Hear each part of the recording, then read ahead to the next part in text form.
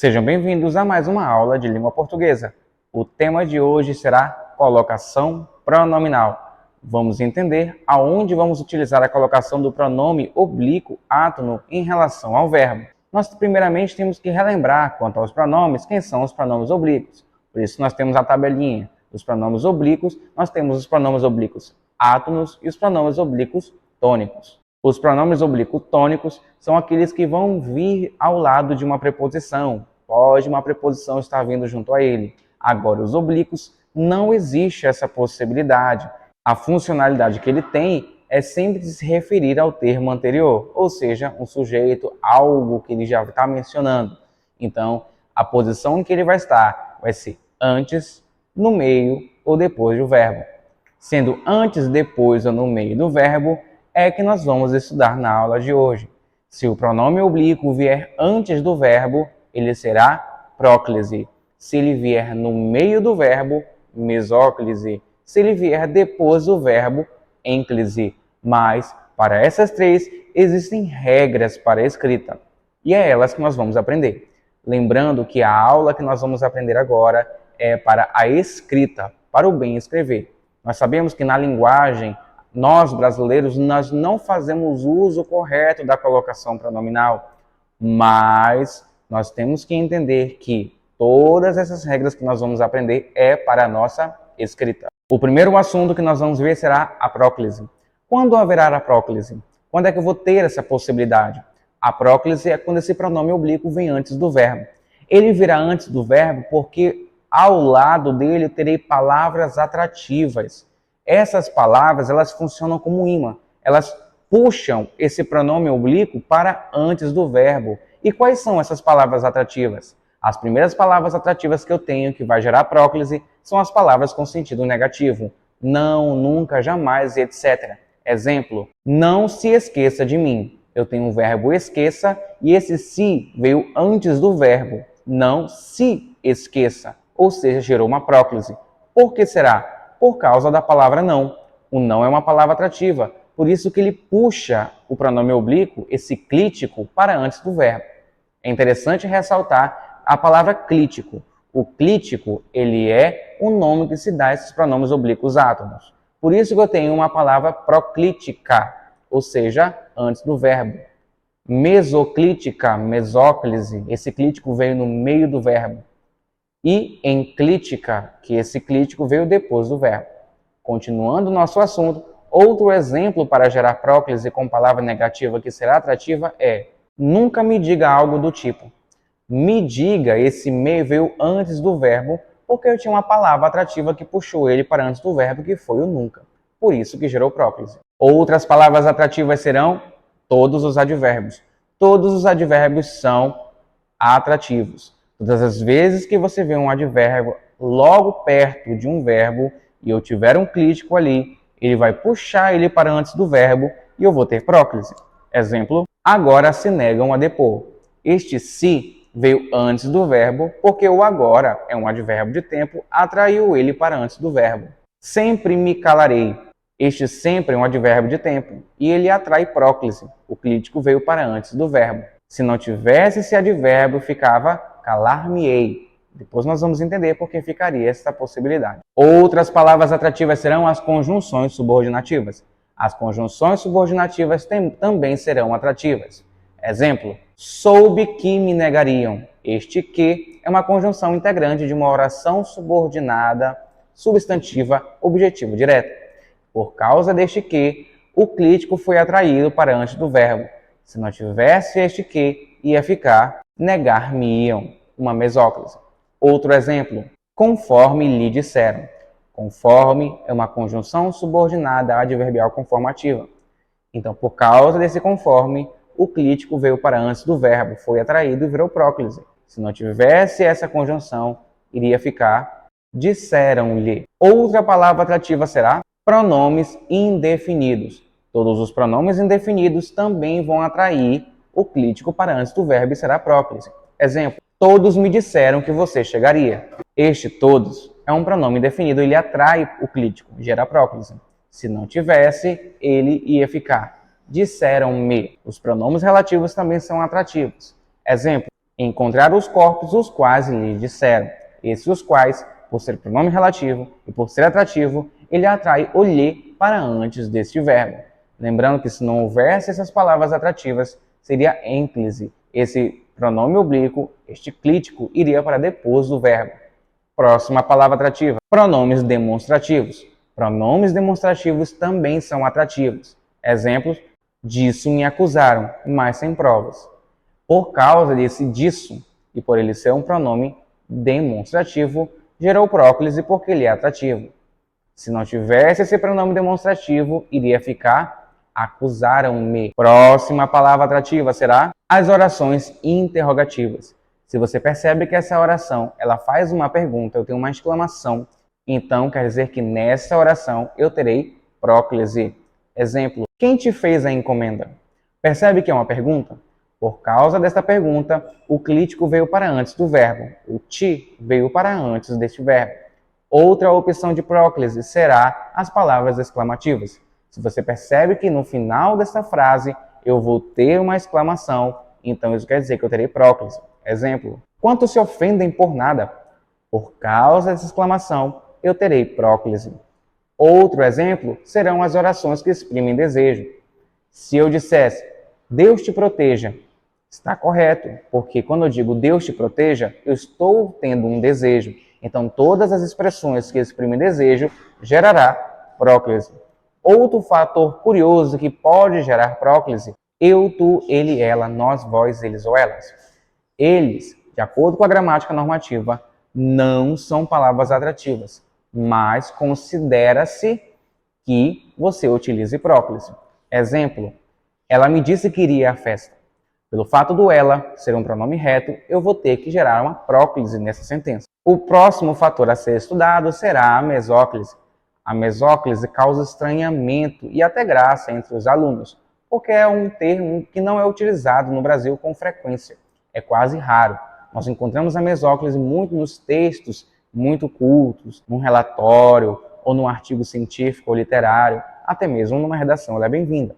Mas na fala do brasileiro, ela não existe. A mesóclise caiu em desuso na fala há muito tempo. Mas nós conseguimos encontrar esse tipo de forma dentro do português europeu, que é muito utilizado. O que é a mesóclise? A mesóclise é quando eu coloco esse clítico no meio do verbo. Realmente, eu abro o verbo no meio, coloco o clítico lá e fecho o verbo outra vez. É tão raro que só existe 3 possibilidades dela acontecer. Primeiramente, não pode ter nenhuma palavra atrativa. As palavras atrativas lá gerarão próclise. Não tendo palavras atrativas, o verbo terá que estar no futuro do pretérito ou futuro do presente. Professor, muito complicado, posso me confundir e não saber o que é o futuro do pretérito ou o futuro do presente. Simples. Os verbos que estarão no futuro do presente, eles terminarão com a e o acento agudo. Os verbos que estão no futuro do pretérito terminará com ria. Então, terminou com futuro do presente, tem que terminar com a, com acento agudo. O verbo morrer, morrerá. O verbo estudar, estudará. O verbo cantar, cantará. Agora, no futuro do pretérito, terminar com ria. O verbo morrer, morreria. O verbo estudar, estudaria. O verbo cantar, cantaria. Lembrando das nossas aulas, nós temos que entender e lembrar que os verbos possuem 3 formas. Eles vão possuir as suas formas nominais. Será no infinitivo, no particípio ou no gerúndio. Os verbos no infinitivo terminam com AR, ER e R, como cantar, morrer e mentir. Os verbos no particípio terminam com DO, como cantado, olhado, molhado e etc. Os verbos no gerúndio terminam com ando, endo e indo, como cantando, sofrendo e mentindo. O gerúndio é uma cópia da língua inglesa, pois o gerúndio não pertence à língua portuguesa, mas o português do Brasil utiliza-se o gerúndio. Outros países de língua portuguesa utilizam o verbo no infinitivo. Em vez deles dizerem estou cantando, eles utilizam estou a cantar, estou a mentir, estou a dizer, estou a estudar. Lembrando disso, vamos entender agora que, para formar uma mesóclise, eu pego um verbo no futuro do pretérito, futuro do presente, vou até a parte do infinitivo desse verbo, rasgo ele no meio e coloco o clítico no meio, depois fecho o verbo de novo. Vamos pensar num exemplo. Vamos pensar no pronome oblíquo T. Vamos pensar no verbo olharia. Está no futuro do pretérito. Vou até o infinitivo deste verbo, olhar. Aí que eu vou cortar. Vou até essa parte no infinitivo, abro o verbo, coloco o T e depois fecho o verbo. Vai ficar como? Olhar-te-ia. Vamos ver o verbo encontrar e o pronome oblíquo vos. Vou até o infinitivo desse verbo, no futuro do presente direi encontrará. Vou até o infinitivo dele, depois desse infinitivo coloco o pronome oblíquo e depois fecho o verbo. Então eu vou dizer encontrar-vos-á. Assim que eu formo a mesóclise. Agora, para a ênclise, eu não vou ter que ter palavras atrativas. Lembrando que se eu tiver palavras atrativas, será próclise. Mesmo não tendo palavras atrativas, haverá possibilidades para que se haja ênclise. O verbo deve estar no imperativo. Então, se ele estiver dando uma ordem no sentido positivo, então será ênclise. Exemplo, silenciem-se. Silenciem-se, eu estou dando uma ordem. Então, como esse verbo está no modo imperativo, será ênclise. Ou então, se eu disser cala-te, eu estou dando uma ordem, então será ênclise. Outro fator para gerar ênclise será verbo no infinitivo. Se o verbo estiver no infinitivo, ênclise. Exemplo, não era minha intenção machucar-te. Como o verbo está no infinitivo, então vai ser gerado uma ênclise. Se o verbo estiver iniciando uma oração, como exemplo, vou-me embora agora mesmo. Percebe que o vou está iniciando uma oração? Por isso que vai ser ênclise. Por isso que eu não posso dizer te amo. O certo é amo-te, porque o verbo está iniciando uma oração. Existe até mesmo um meme que está rolando por aí que diz o seguinte: se uma pessoa te diz te amo, ela está mentindo. Por que será? Porque te amo não existe.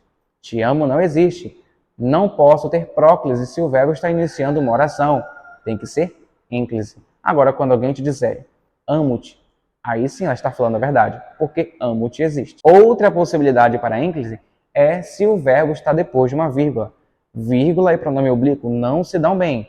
Se vocês estão vendo a possibilidade de uma vírgula, será ênclise. Exemplo, se eu ganho na loteria, vírgula, mudo-me hoje mesmo. Percebe que gerou ênclise? Outra possibilidade serão os verbos no gerúndio. Então também vai gerar ênclise. Recusou a proposta, fazendo-se de desentendido. Acabamos de ver que se os verbos estiverem no infinitivo ou no gerúndio, será ênclise. Porém, se antes dessas duas possibilidades eu tiver uma preposição, vai ser próclise. Exemplo, é preciso encontrar um meio de o encontrar. O verbo está no infinitivo, seria ênclise. Mas como eu tenho uma preposição de antes, gerou próclise. Em se tratando do assunto, tratando está no gerúndio, será ênclise. Porém, eu tenho uma preposição antes dele, em, gerou próclise. Em se tratando. Lembrando que existem regras de prioridade. Primeiro, tente fazer próclise. Veja se tem palavras atrativas. Se não tiver palavras atrativas, pense se o verbo está no futuro do pretérito ou futuro do presente, porque gerará mesóclise. Se não houver nenhuma dessas possibilidades, será ênclise. Lembrando e recapitulando, para gerar próclise, preciso de palavras atrativas. Serão palavras com sentido negativo, advérbios, conjunções subordinativas, pronomes indefinidos, pronomes relativos, pronomes demonstrativos, orações que exprimem pergunta, orações exclamativas, orações que exprimem desejo, e recomenda-se com pronome reto. Gerará mesóclise se não houver palavra atrativa, se o verbo estiver no futuro do pretérito ou futuro do presente. Gerará ênclise se não houver palavra atrativa, se o verbo não estiver no futuro do pretérito nem futuro do presente, e se o verbo estiver no afirmativo, no imperativo, iniciando uma frase, depois de uma vírgula, e verbo no gerúndio. Agora vamos fazer uma recapitulação do que são as locuções verbais. Um verbo simples é comum para todos, mas ele possui também as suas locuções. É quando eu vou ter dois ou mais verbos com o mesmo sentido. Não vou estar contando, apesar de ser dois verbos, não estou contando dois verbos.